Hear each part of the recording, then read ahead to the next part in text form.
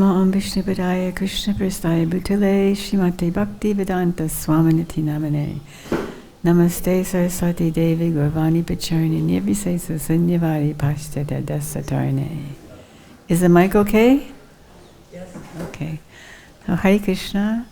My name is Balai Dasi, and I first became a devotee in 1967 at 26 Second Avenue. And Srila Prabhupada wasn't there at the time. He was in India, and Brahmananda was there, Gargamuni, Madhusudana, a bunch of different devotees were there. And I came at the same time as my sister, Leela Sukha, and Kanchan Bala, and Jira, and Ekayani. And we all, after just a few weeks, I think 6 weeks, we decided we all wanted to become initiated. So we just sent all our beads to San Francisco, which is where Srila Prabhupada was supposed to be in a little while. He was delayed because he wasn't feeling well. So we all got initiated by mail in December 1967 without having met Srila Prabhupada. But Srila Prabhupada, the devotees there said, Srila Prabhupada lives in his instructions and through his disciples. And that was enough. We didn't have very many books then, but what we had, it was Brahmananda mostly took care of me. So I have a bunch of little pastimes that I'll read and talk about. If you have any questions, you can ask questions. And they're not all in order. Let's see. So this is about the installation of the first Radha Krishna deities in ISKCON, and the second installation of Lord Jagannath, Srimati Subhadra, and Lord Balaram. When I first came, we had Lord Jagannath, Srimati Subhadra, and Lord Balaram were upstairs in Prabhupada's quarters with no clothes. They were just there, and we just offer incense and ring a bell. We didn't have any prayers that specifically we did. So, but then Prabhupada came in April '68 to install the deities, and he also married me at that time and a few other devotees. So here. Shri Radha Krishna and Lord Jagannath, Subhadra, and Balaram were installed in New York on April 28, 1968. The day before the installation of the deities, Srila Prabhupada called Himavati Dasi into his room. It was 7:30 at night on a Saturday. Srila Prabhupada told her that Lord Jagannath had to have clothes for the next day. Up until now, Lord Jagannath just stood in his own painted clothes. Srila Prabhupada said that the clothes should be red and the skirts should be 6 yards long. There were no stores open at this time, so Himavati used some madras she happened to have and stayed up all night making the clothes. Lord Jagannath looked so beautiful. Srila Prabhupada bathed the deities in warm milk and water and dried them himself. Also at that installation ceremony, some devotees were initiated and married. Adwaita Das and I were married. Hansaduta and Himavati were married. Saradiya and Vaikunthanath were married. One other couple, and Jayadoita, Jainarayan, Vamanadev, and Jairama were initiated. So Prabhupada also installed little Radha Krishna deities, which were just up in the closet, just all packed away. That's who we installed, Sri Radha Krishna, who are still now being worshipped, of course. Let's see. After the first installation of Radha Krishna deities in America at 26 Second Avenue, Srila Prabhupada sat on the Vyasasana and honored prasad with us. He said, "All glories to the provider of prasadam, all glories to the preparer of prasadam, and all glories to the eater of prasadam." Srila Prabhupada was sitting on the Vyasasana, and all the devotees were sitting in rows in the temple room, all honoring prasadam. Srila Prabhupada had a popper on his plate. He broke the popper on his plate and picked up a piece at a time. So, Srila Prabhupada was to marry Adwaita and I that day. I came and I had a beautiful, beautiful red sari on. And when Srila Prabhupada saw me, he said, "Oh, Balai is looking like the goddess of fortune." And actually someone recently found a clip of that because we somehow was lost the recording of the whole ceremony, which I heard at one time, but then it was lost. And Ekanath recently sent me a clip of that, Srila Prabhupada saying that. That's very nectar. So, let me see. And before the ceremony, there were several garlands made for Srila Prabhupada and the devotees who were getting married. But before Prabhupada accepted a garland or let anyone else have a garland, he had them first put them on the disciplic succession that was on the altar. That was very instructive. Let's see. So in New York Temple, Srila Prabhupada was showing the devotees a print from India of Krishna standing with the gopis, all the gopis holding something to offer Krishna. We had never seen the painting before, and Srila Prabhupada was telling about the Sakis, servants of Krishna. Then he turned to Lila Sukadasi and said, "So, you want to be a Saki?" And when Prabhupada came, I asked Srila Prabhupada if I should become a householder, whether that was better or if I should remain brahmacharini. And Prabhupada said, "Brahmacharini life is better, but women are very weak." This is a little bit later. I had a daughter, Nandini, who Srila Prabhupada named Nandini. And when she was just 3 months old, we met Srila Prabhupada at the airport. And after Kirtan, Prabhupada turned to me and said, "So is your daughter chanting Hare Krishna?" I said, "No, Srila Prabhupada, she's not chanting Hare Krishna. She's too young." He said, "Oh, she is sucking Hare Krishna." She was nursing. Oh.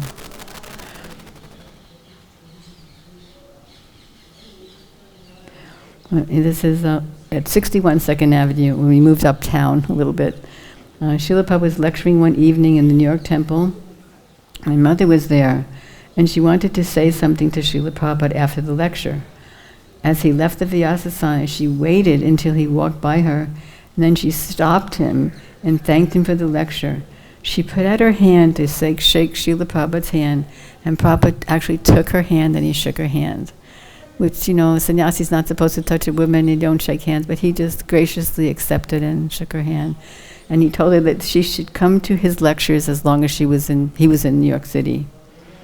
There are actually a lot of, didn't bring them with me actually, I should have brought them, but there was a lot of letters between my mother and Srila Prabhupada also, because my sister, she joined when she was 15, 16, and she wanted to quit school. She didn't want to just keep going to Karmi school. She wanted to become a devotee. And my mother was livid about that. She wanted my sister to at least finish high school. So she wrote to Srila Prabhupada, and Prabhupada said yes, that she should finish high school. So she did, and still became a devotee. So, and this is in Boston in 1968. When we first began making flower garlands for Srila Prabhupada, they were usually just plain flowers like pom-poms, and we put a few fragrant flowers like roses or gardenias, like spaced. Once when Srila Prabhupada was in Boston, it happened to be Mother's Day, and the flower markets were all sold out, or they were so expensive we couldn't buy them. So they gave us a big bag of loose red rose petals, and I made a garland out of them, which no one had ever done. I didn't know anything about making flower petal garlands. I just strung all these petals together, not knowing, and gave it to Srila Prabhupada. And I was in a car with Srila Prabhupada after a college engagement, and Srila Prabhupada was smelling the garland, and he kept saying, "This garland is first class." But he didn't know that I made it, but I was there. This garland is first class. And when we visited Srila Prabhupada once in Montreal, I was pregnant, and I had lost quite a bit of weight. The Srila Prabhupada saw me, and he asked Govindadasi to ask me if I was ill. I said I wasn't, but then in his quarters he asked again, and I explained that I had been sick, but that I was now well. And Srila Prabhupada didn't seem to accept that. He said, "I saw you in New York." So he didn't like that I had lost so much weight.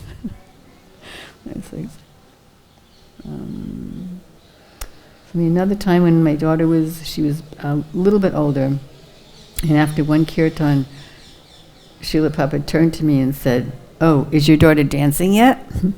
I said no, but that she was beginning to clap her hands, and Srila Prabhupada nodded in approval. So here's, this is in Boston also about ISKCON Press. So when I first became a devotee, of course, there were just a few books. And Srila Prabhupada wanted our own press to print our own books because it was costly to have them printed by other outside people, outside companies.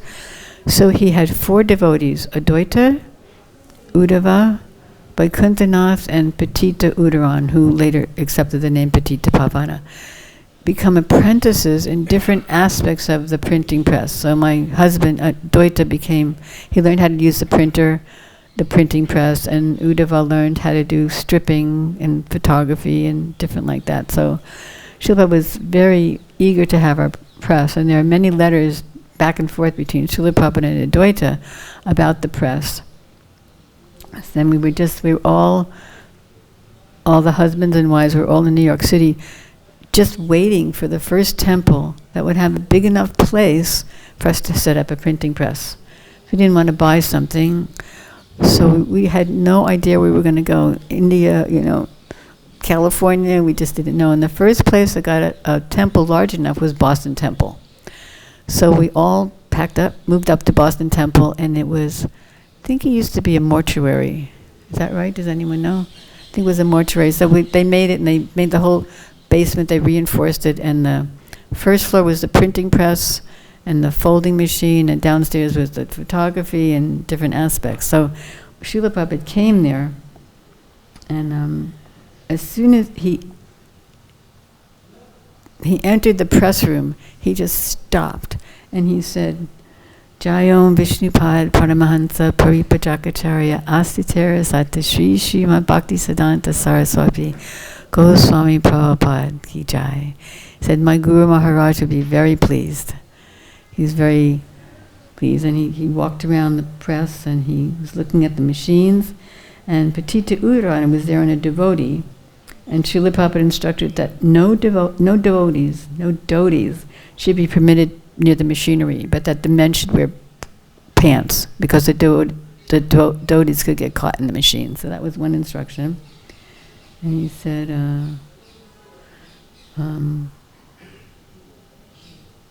Advaita wanted to name the press Radha Krishna Press. And Prabhupada said, no, the name is already there, ISKCON Press. So it was ISKCON Press. And he said, as I have explained before, the press is the heart of the society. It is my heart, and therefore must be kept properly cleaned and maintained. He said it should, later he said that the press should shine like glass, and then it would run properly. And then Advaita was explaining how in 4-color work, first you print the yellow, then the black, then the red, then the blue. Srila Prabhupada said the blue should come first. Because Prabhupada knew everything. I mean, he knew printing because he used to do the printing also when he was in India. So then went into the basement where the dark room, the collating, and the binding were located. We went into the dark room,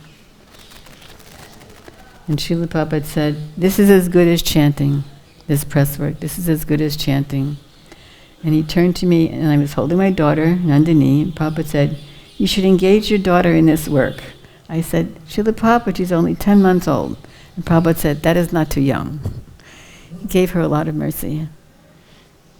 One time in the Brooklyn Temple, all the devotees were lined up on either side of the corridor, and Srila Prabhupada came out of the temple, and he stopped in front of me where I was holding my daughter, and he put out his arms as to hold my daughter, and she did the shy thing. She put her head back, and Prabhupada said, "Oh, she's too attached to her mother," but he actually put his arms out to her. No, she's not a devotee, but she comes to Rath Yatra every year. Let me see.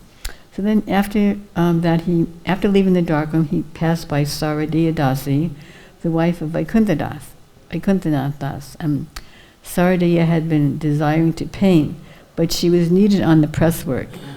When Srila Prabhupada stopped by her, she asked him if she could paint. And Prabhupada said, "You do not want to help your husband?" So he told her she should continue to help her husband with bookbinding, although later she did paint a lot. And then later we printed an ISKCON handbook, just all about ISKCON, all the different aspects, and we sent it to Srila Prabhupada for approval. And he sent back the copy we sent to him. And as we looked through the pages to see if Srila Prabhupada had done any comments. In the middle, there was a 2-page spread of the press. And in the corner, Srila Prabhupada wrote again, Jayom Vishnupad Paramhansa Paripajakacharya Astitera Sata Shishima Bhakti Siddhanta Saraswati Goswami Prabhupada. So the press was, so important to him and to his spiritual master. So that was very wonderful that we were able to serve him in that way. Later, the whole press moved back to New York, to Brooklyn, to Tiffany Place, because we needed a larger place. But eventually, this society just outgrew us, so we started doing things outside and getting better prices. We just couldn't keep up with the demand, but it was wonderful. So let's see. One time in Boston, we were all sitting in Srila Prabhupada's room, and Himavati Dasi had given Srila Prabhupada a beautiful bead bag and kurta she had made for Srila Prabhupada. So he touched the cloth and he looked very pleased. And Hantaduta Prabhu, Himavati's husband, was there also. And he had his japa beads around his neck, those big wooden colored japa beads, which is what we had in those days. And Srila Prabhupada said, where's your bead bag? And he explained that his bead bag was being washed. So he didn't have his bead bag. So Srila Prabhupada immediately picked up the bead bag that Himavati had just made for him, and he was trying to give it to Hantaduta. And Hantaduta, no, Prabhupada, that's yours. Prabhupada says, what's yours is mine, what's mine is yours, everything belongs to Krishna. But Hantaduta wouldn't take it, so it was still a very beautiful exchange. And then, also in the Boston temple, Srila Prabhupada had darshan the deities, and then he came downstairs to a sitting room we had fixed up for him at the bottom of the stairs leading to the temple. And Murari Das, he was up in the temple room and was singing arti to the deities. But all the other devotees followed Srila Prabhupada downstairs to his sitting room. And some conversation, questions, and answers were taking place. And after a while, Nandini started making baby noises. And Srila Prabhupada said, who is chanting? And the devotees answered, Murari, thinking Srila Prabhupada meant who was chanting upstairs. And Prabhupada said, no, which child? So her baby noises were, to him, he was hearing chanting.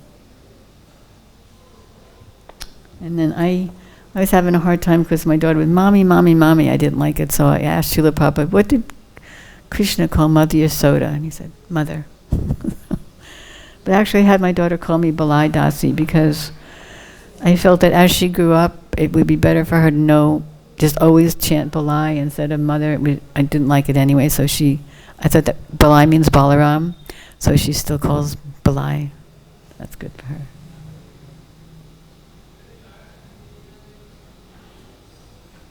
And another time he said the press should be kept clean. He said he had experience with his dictaphone, that if he kept it clean, it would work properly.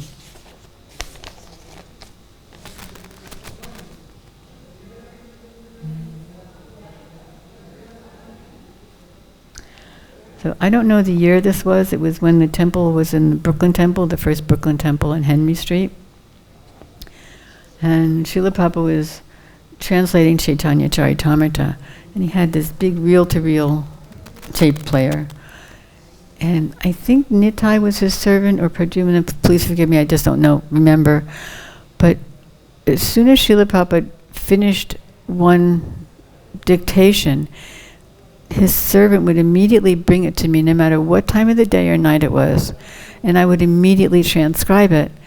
And I had to keep stopping the tape player and starting and stopping it, but we'd do it right away, and then his servant would bring it down to Srila Prabhupada.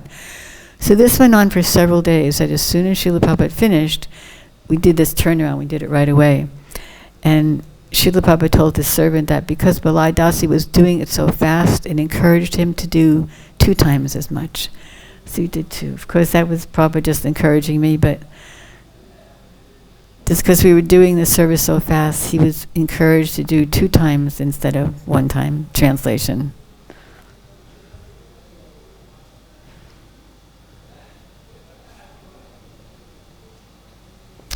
And also in Boston Temple, Satsrupa Maharaj was the temple president, and I guess he must not have been Maharaj then, but Sattrupa Das.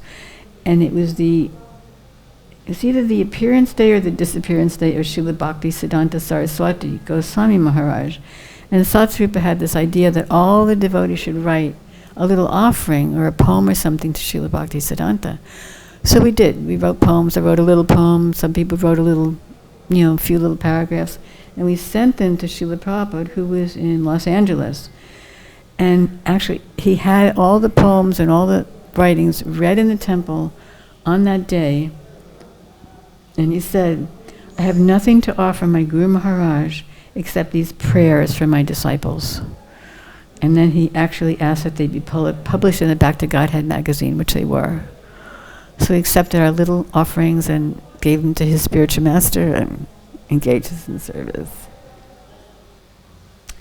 And this is in Brooklyn on Henry Street. Srila Prabhupada was, let me see what this was. So Srila Prabhupada was playing the gong on the Vyasasana to the kirtan. And there was another gong in the temple, but there was no other mallet. So Srila Prabhupada handed his mallet to the devotee, to Balai Mardan, to play the gong. And Prabhupada took up his cane, and he started playing the gong with his cane. Just ecstatic. I don't know if there are any photos of that. It'd be really great if there were.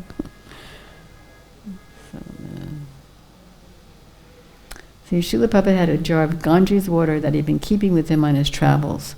It was in an old instant coffee jar. He gave the jar of Ganges water to the Boston temple to put on the altar. The devotee said they would put it in a suitable container, but Prabhupada said that container was suitable. He also remarked how the water was already quite old but was still fresh, whereas had he been carrying regular water, it would have been now all bad.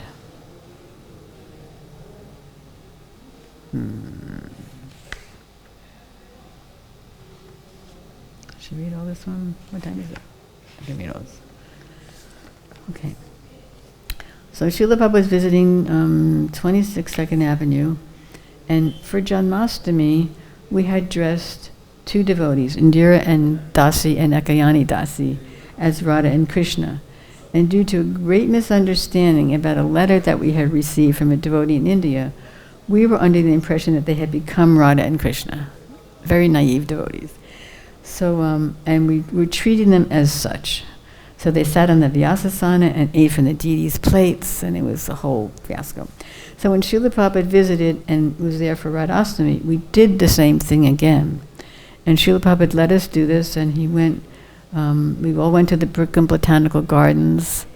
And I'm sure you've seen some pictures of Srila Prabhupada with these two devotees dressed as Radha and Krishna. Have you seen those pictures? They're there. Hi, Krishna. So let me see. So most of the devotees went by subway, but Srila Prabhupada went in a car. And we waited for Prabhupada. He was resting. He came down. And when Srila Prabhupada came down, we had made garlands for the two devotees who were dressed as Radha and Krishna and for Srila Prabhupada. But one of the garlands went missing, so the devotees dressed as Radha and Krishna were there. And so we put a garland on the devotee dressed as Krishna, and then went to put the other one on Srila Prabhupada. But as we were putting it on Prabhupada, he took the garland and he put it on Radharani, the devotee dressed as Radharani. So later he did explain that what we did was not right, that it was okay that they dressed like Radha and Krishna, but of course they were not Radha and Krishna. But that's what we didn't know. We learned quite a bit later that that wasn't what we were supposed to be doing. But when we got in the car, at one point the devotee dressed as Radha, as Krishna, asked Brahmananda if she could fan Srila Prabhupada with the peacock fan we had brought. Prabhupada said no, that the devotee never accepts service from Krishna.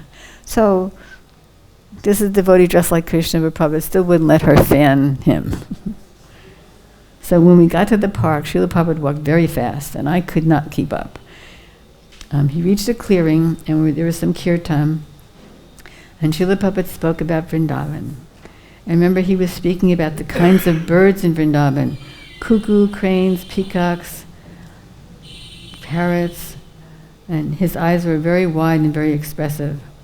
And after he spoke, he asked several devotees to stand up and speak also. He called on Govindadasi, and she refused to get up. She was just too shy, she just would not get up. So he asked her husband, Gaurasunda, to speak. So Gaurasunda got up and he spoke some words. Then Prabhupada asked one other devotee to speak, and then Prabhupada went back to Govindadasi, and he asked her to speak again. He gave her a second chance. So she did get up this time, and she simply repeated a few things that her husband had said. But he had her speak. Let me see. So this is, so when I became a devotee, one devotee wanted to marry me, Advaita, and he wrote to Srila Prabhupada, could we get married? And Prabhupada said, yes, but wait until I come and I will perform the sacrifice, the wedding sacrifice for you. He did it for us. And this is also the same day as the installation of the deities. So these are just some notes from this lecture. So my mother said, Prabhupada told her to say, Balai's mother, you say, my girl was so long under my guidance. Now I entrust this girl unto your guidance. Advaita says, I accept this girl for life. Balai says, I accept you as my husband to serve you throughout my whole life. And Srila Prabhupada gave a lecture, which I only have a little bit of. He says, you're promising before Radha and Krishna, so you must take this responsibility. I speak to the husbands especially. According to Vedic principles, a woman is always to be given protection. They have no freedom. Women are like children. If you give freedom to a child, it means death to them. They are tender, feeble, and weak. People will exploit them. So long as the girl is young, she is under the protection of her parents. In India, girls don't mix with boys. This is 1968. Then she is handed over to a suitable boy to take charge of her. In old age, the husband leaves home and takes sannyas. There is no question of divorce or separation. If there is any misunderstanding between husband and wife, it should be neglected, not taken seriously. Just like if there is fighting between two goats, it should not be taken seriously. They cannot hurt each other. Or if there is thunder sound in the sky in the morning, it should not be taken seriously. There is no rain. Nobody should go to court. This is a misuse of understanding. No question of divorce. It is lifelong. You are promising before the Supreme Lord Krishna. If you break this promise, there will be serious reaction. He also said, he told the husbands, don't let your wives wear miniskirts. He said, I am very happy. As a sannyasi, I am not to perform marriage ceremonies, but for the benefit of my disciples, I am doing it. Please remember your responsibility and be happy and chant Hare Krishna. There is no need of abstinence, but don't beget children like cats and dogs. A person in Krishna consciousness must be serious about their position. If you can produce children in Krishna consciousness, then you may have hundreds of children, otherwise no children. Mm-hmm. Then there was another time my husband went up to Prabhupada, and he asked him, he said, Srila Prabhupada, sometimes I think that I love my wife and I love my child. What is that feeling?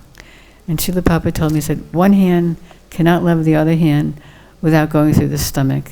Similarly, one person cannot really love another person unless Krishna is the center. I should have brought my letters, but I didn't bring my letters. There was one time when I was in New York and Srila Prabhupada was in visiting Montreal Temple. And I couldn't go, but I made a loaf of banana bread for Srila Prabhupada. Just for my husband to bring to him and to give to Prabhupada, not ever expecting anything back from Prabhupada. So a few days later, I got a letter from Srila Prabhupada saying, thank you for the, I don't have it here, I should, but anyway, thank you for the banana bread. Govindadasi made it into my birthday cake, and it was, because it was Prabhupada's Vyasa Puja, there was no birthday cake. They made it into a birthday cake, they put candles on it, he said, and everybody had some, and I had some, and it was very nice. So thank you for the banana bread. So this is such reciprocation, because I had not expected to hear anything from Srila Prabhupada. But he thanked me for that. And then for many years after that, in every temple for Prabhupada's Vyasa Puja, we always made banana bread. And when Srila Prabhupada came to New York, he always asked me to make banana bread for his travels, or his servant asked me to make banana bread. So he liked that. But one time I made cookies for Srila Prabhupada, these like soft, cakey cookies. And I sent them up to his quarters, and I was waiting, did Prabhupada like them? And the word came down, cookies should be crispy. So he didn't like my cookies. So that's all I have. There are a lot of letters, but I didn't bring them. I forgot. Does anyone have any question or want to talk about anything else? Anything else about our wonderful spiritual master, Srila Prabhupada?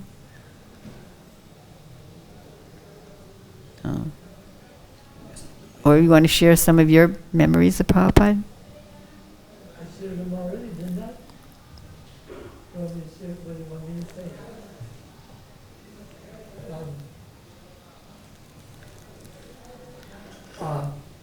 Let me try to get the gist of the stuff. When we met Prabhupada,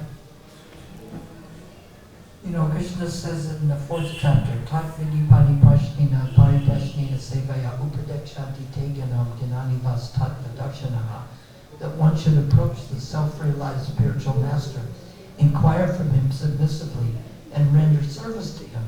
The self-realized spiritual master can impart knowledge to you because he has seen the truth.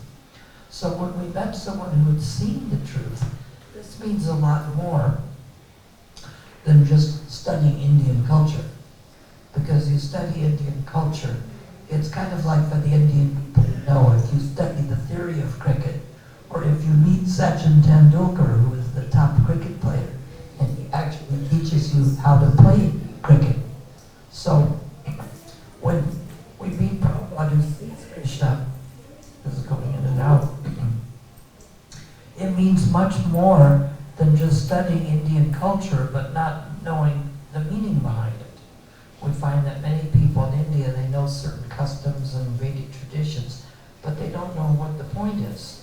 So Prabhupada knows the point is to surrender and know Krishna, and because he knows Krishna, we would see this in everything he did. The first times I went to LA, everybody lined up for Prabhupada to walk out.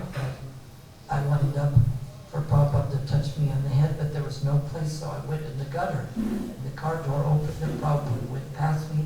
So Prabhupada saw me and he says, "Oh, Hare Krishna," and he came out and touched me on the head. And instantly I felt relieved of so much from the past.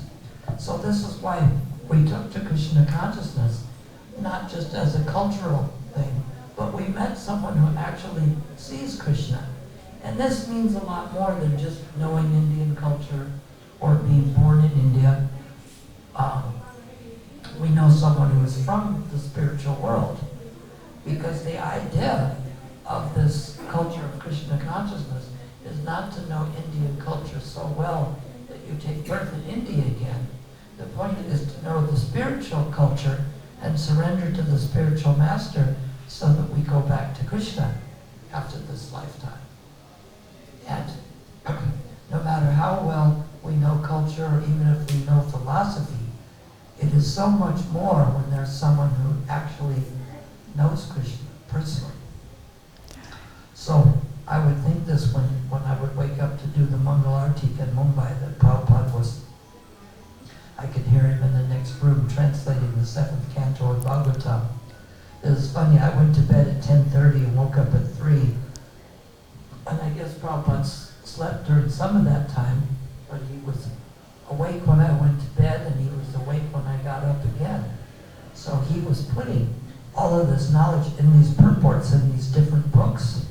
And so when we study these, we come in contact with Prabhupada just as much as anything more. So what we try to do is, we wear dhotis and we know Indian culture, but the most important part is to study Prabhupada's ecstasies that he put in these books, and to practice Krishna consciousness like Prabhupada showed us. Prabhupada didn't ask us to do anything he wasn't doing himself. Is that enough for now? Yes?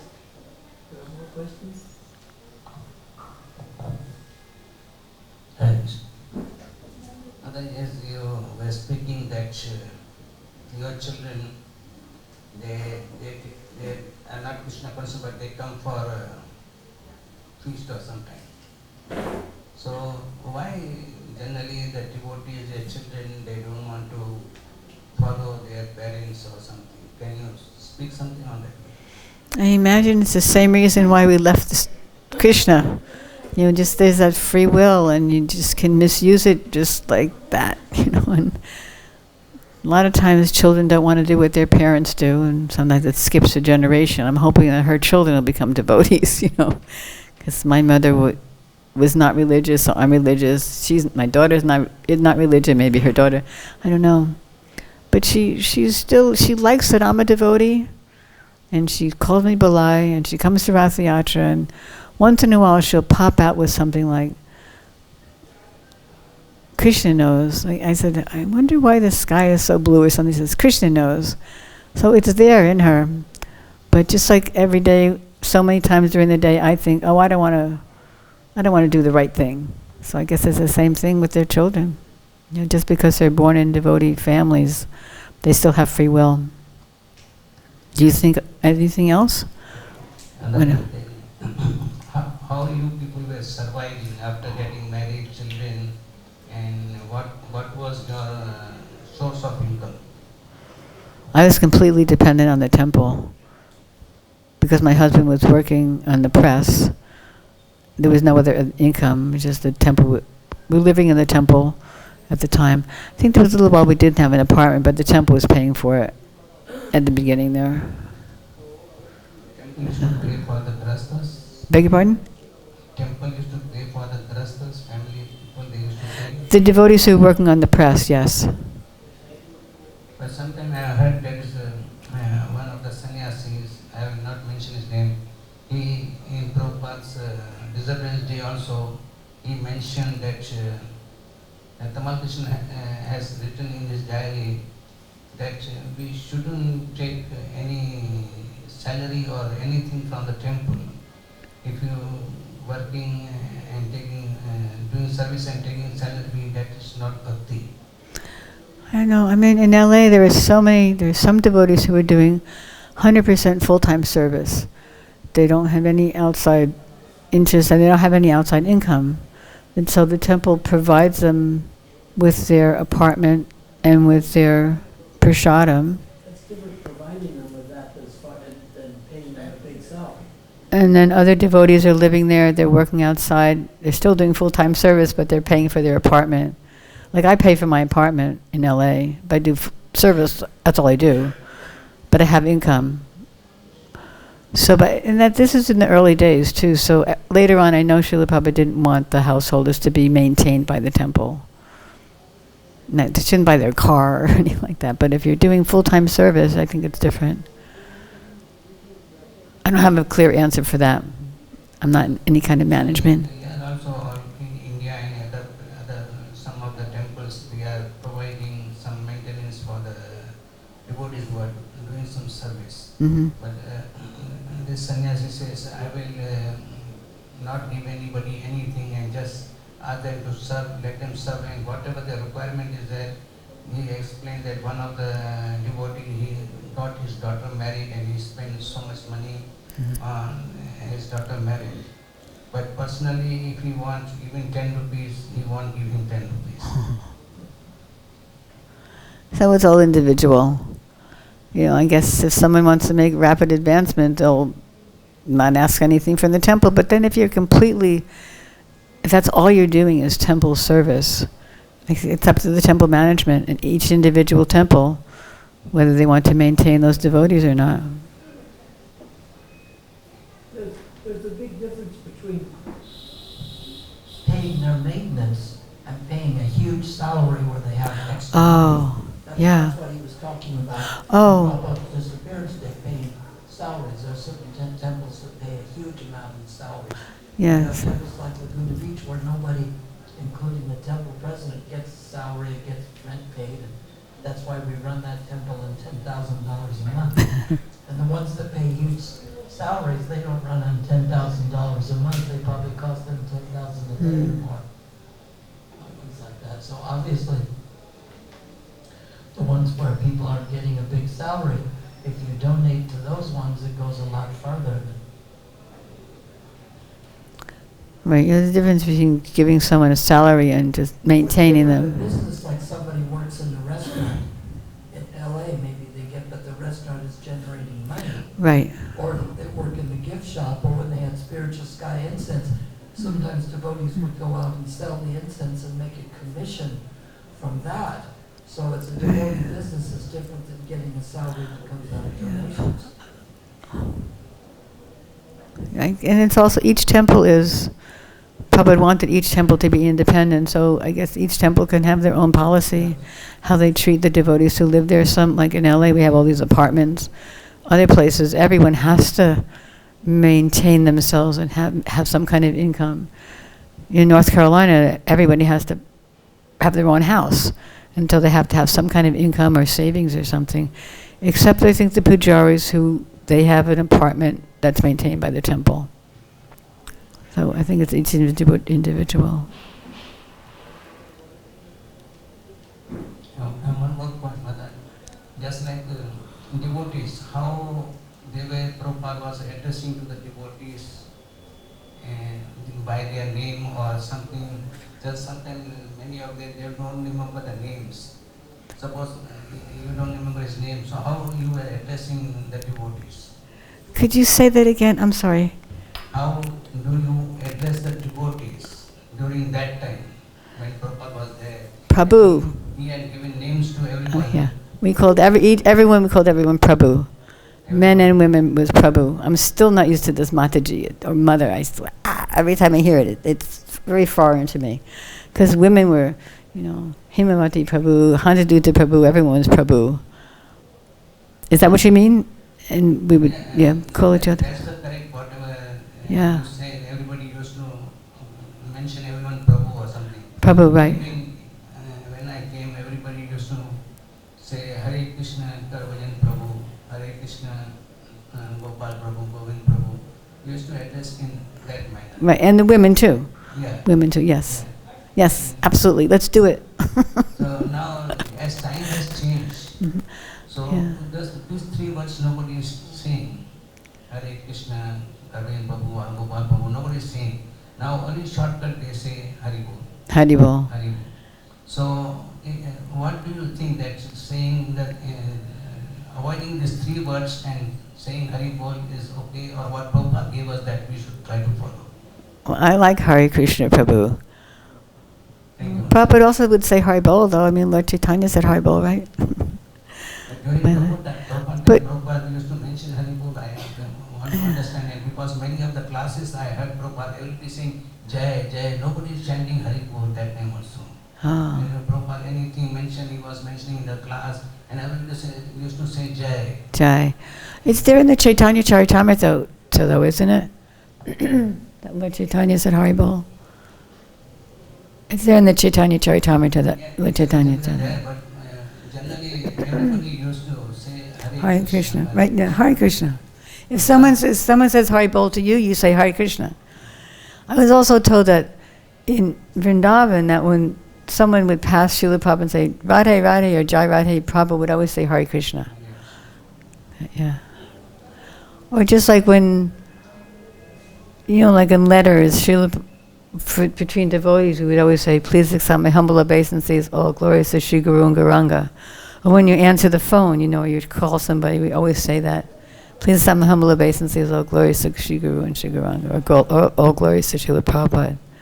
Yeah, those things I think are important. Hare Krishna Prabhu. Hare Krishna Prabhu. Some people answer the phone with the whole Prem Madhwani,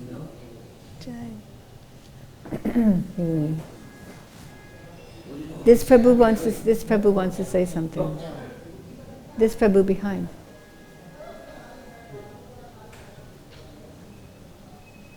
Hare Krishna. Hare Krishna. I have two questions. One is, do you feel you have become old, and how quickly does old age come?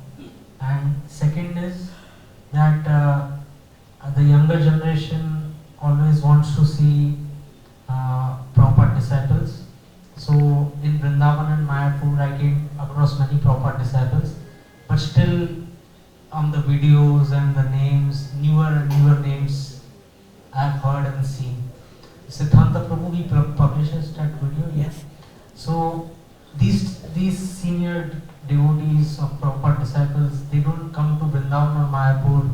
So, when are they and why they don't come? Can you say something like so I was able to express it? The last time I was here was 1978, because I just never felt I could make the trip again. And I think I must have committed some offenses when I was here last time. That prevented me from coming. But I think a lot of Prabhupada disciples do come, yes? Don't a lot of Prabhupada disciples come and visit? Prabhupada doesn't say. Yeah. But people, I mean, a lot of Srila Prabhupada disciples are not actively practicing Krishna consciousness either, unfortunately. It costs money to come. I don't know why they don't come. Yeah, I was going to say, Alachua, there's so many Prabhupada disciples there. In this one temple, so many. About getting old, Prabhupada said a woman always feels like she's 12 years old. A woman always has a mentality of a 12-year-old. But of course, I can't walk as fast as I used to, or go up and down stairs, or can't jump up and down the temple. I can't even offer my obeisances, so that's old age. And it comes to some people sooner than others, yes? How old are you? I know three sannyasis coming regularly here. One is Gopal Krishna Maharaj, one is Navayogendra Swami, and the third is Prabhupada. third is Loknath Swami Maharaj. They regularly come, smoke and all. They come over.